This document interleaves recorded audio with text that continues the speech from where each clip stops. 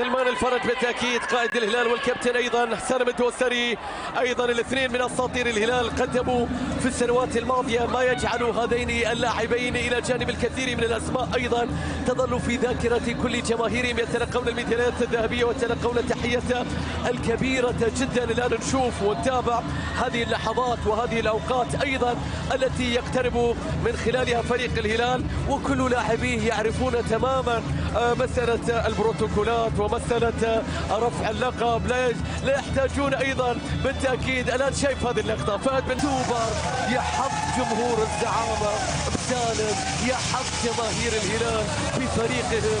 مبروك لفريق الهلال، لإدارته، لمدربه، لجيسوس، للاعبيه، لجماهيره، لعشاقه. مبروك لكل الهلاليين، عيديتهم هذه كانت في مثابة السوبر، لقب أول يأتي في أول ألقاب بطولة الموسم.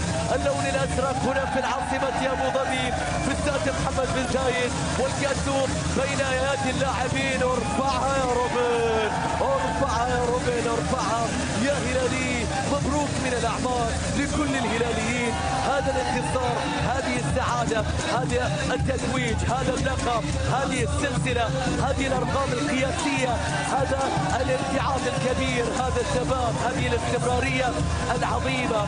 تنتظر العيد لتسمع كلمة مبروك.